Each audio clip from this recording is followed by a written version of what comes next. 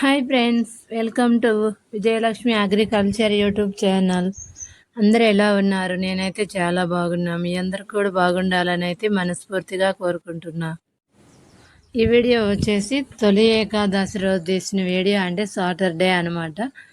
కొంచెం లేట్ అయితే అయింది. ఎందుకు లేట్ అయిందంటే ఈ మధ్య పిల్లల దగ్గరికి వెళ్ళి సాటర్డే వీడియో తీసా, సండే చిన్నబాబు దగ్గరికి వెళ్ళి, మండే పెద్ద బాబుని హాస్టల్కి అయితే వదిలి రావడానికి వెళ్ళి ఇంకా లేట్ అయిపోయింది. ఇంక ఈరోజు అయితే మంగళవారం అయితే వీడియో అయితే ఎడిటింగ్ చేయడం అయింది. ఇంకా బుధవారం అయితే దీన్ని పోస్ట్ చేస్తున్నా. ఇంకా వీడియో వచ్చేసి మార్నింగ్ నుంచి ఈవినింగ్ వరకు అయితే తీసాను.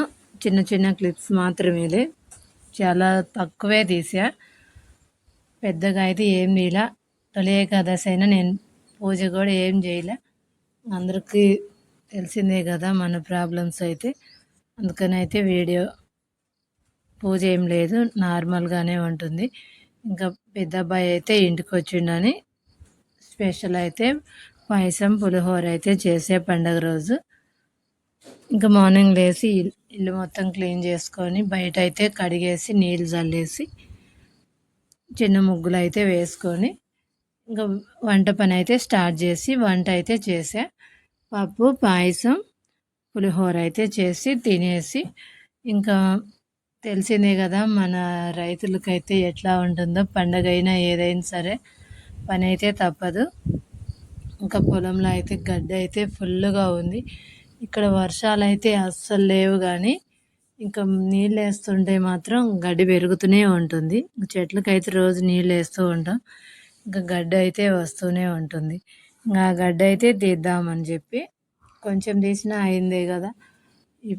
ఇంకా అన్నిటికీ మనిషిని పెట్టుకుంటే మనకైతే ఏం మిగిలేదు ఉండదు. అందుకని నేనైతే వీలున్నప్పుడల్లా నేనే కొంచెం కొంచెం పని అయితే చేస్తూ ఉంటా. ఒక్కరోజు ఒక్క మనిషి తగ్గినా 300 తగ్గిందే కదా అని. ఇంకా మా చిన్నప్పుడు మా అమ్మ వాళ్ళు కూడా అంతే, పండగ అయినా ఏదైనా సరే పని చేసి మళ్ళీ పనికి వెళ్తూ ఉంటారు. ఇప్పుడు మా పరిస్థితి కూడా అంతే. మేము ఇంతమంది 5 అమ్మాయిలు ఒక అబ్బాయి ఉన్న మా అందరిది కూడా ఒక్కరైనా సరే ఖాళీగా ఉండేది మాత్రం లేదు. అందరం పండగ రోజైనా ఏ రోజైనా పనికి వెళ్ళాల్సిందే. ఏదన్నా ఫంక్షన్కి వెళ్ళినా కూడా ఉదయం వెళ్తే సాయంత్రం కల్లా ఇంటికి రావాలి. అదే నైట్ ఫంక్షన్ అయితే సాయంత్రం వెళ్తాం, అంత పని అంతా చూసుకొని మళ్ళీ మార్నింగ్ కల్లా వచ్చేయాలి. ఎందుకంటే ప్రతి ఒక్కరికి బర్రెలు అయితే ఉన్నాయి. ఇంకా అట్లాగే అందరం వ్యవసాయమే, అన్ని పనులు ఉంటాయి కాబట్టి మనం ఎక్కడికి వెళ్ళినా మళ్ళీ సాయంత్రానికల్లా చేరుకోవాల్సింది. ఇంకా మీకు అందరికి కూడా తెలిసిందే, నా పని కూడా అంతే.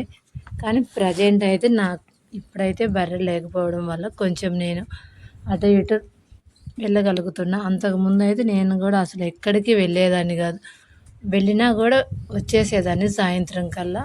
ఈ మధ్య ఒక 2 months నుంచి అయితే బర్రెలు లేక కొంచెం అట్లా అట్లా అయితే వెళ్ళగలుగుతున్నా.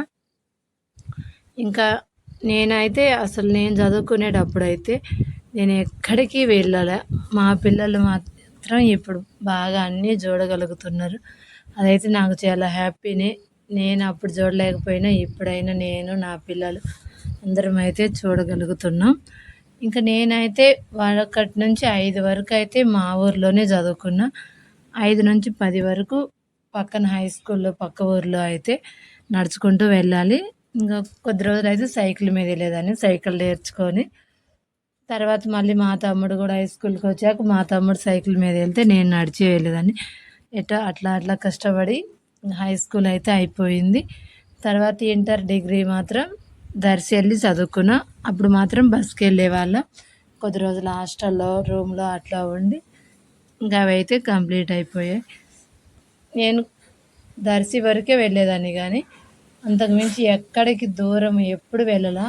హై స్కూల్లో ఉన్నప్పుడు ఒక 2 సార్లు టూర్కి వెళ్ళాం. ఒకసారి కోటప్పకొండ, ఒకసారి భైరవకోన. అవి కూడా చిన్న చిన్న టూర్లే. అవి ఉదయం వెళ్తే సాయంత్రం కల్లా వచ్చేసాం. అంతకుమించి అసలు ఎక్కడికి వెళ్ళే వాళ్ళమే కాదు. ఒక జిల్లా దాటి కూడా వెళ్ళాల అన్నమాట. అసలు ఒంగోలు కూడా ఎల్లుండం అవసరం కూడా లేదు, అట్లా ఉండేది అప్పుడైతే.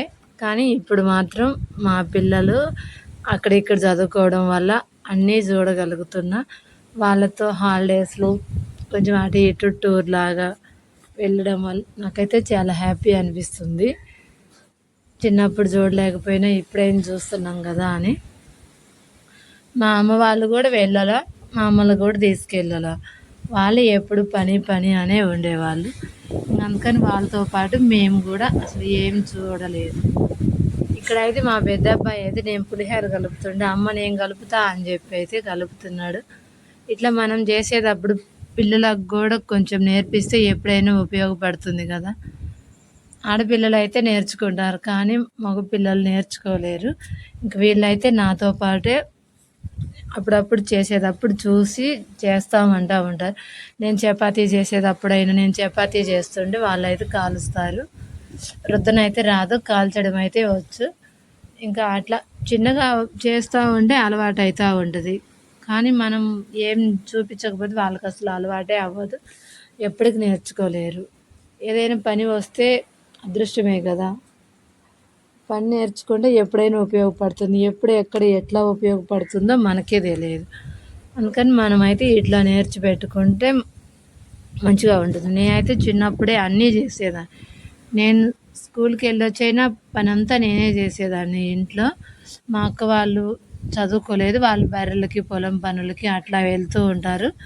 నేనైతే హై స్కూల్కి వెళ్ళినా సాయంత్రం 5 కల్లా వస్తాం. 1 గంటలో అయితే పని చేసి మళ్ళీ స్టడీకి వెళ్ళి మళ్ళీ నైట్ అయిద్ది. స్టడీ నుంచి వచ్చేసరికి 8 అవుతుంది. అట్లా నాకు వీలైనంత పని అయితే చేస్తాను. నేను కాలేజీకి వెళ్తున్నా, నేనే ఉదయం అన్నీ అన్నం అంతా రెడీ చేసి వెళ్ళేదాన్ని. అప్పుడైతే అట్లా కష్టం, కానీ అదే కష్టం మళ్ళీ ఇప్పుడు కూడా చేస్తూనే ఉన్నా. కానీ ఏం కష్టం అనిపించదు ఇష్టంతో చేస్తే. ఎవరికైనా సరే పని అనేది పుడతా ఎవరు నేర్చుకోరు, అందరం కూడా తర్వాతే కదా నేర్చుకునేది. కష్టం ఏమి ఉండదు, మనం ఇష్టంతో చేసే పని ఏది కష్టం అనిపించదు. Okay friends, bye. మరి అందరూ వీడియో చూస్తున్నారు కానీ ఎవరు లైక్ చేయడం లేదు. వీడియో నచ్చితే ఒక లైక్ చేసి కామెంట్ చేసి, ఇంకా ఎవరైనా సబ్స్క్రైబ్ చేయకపోతే సబ్స్క్రైబ్ చేయండి, సపోర్ట్ చేయండి ఫ్రెండ్స్. మీ సపోర్ట్ నాకు చాలా అవసరం. ఓకే మరి బాయ్. అందరికైతే వీడియో నచ్చిందని అయితే అనుకుంటున్నా.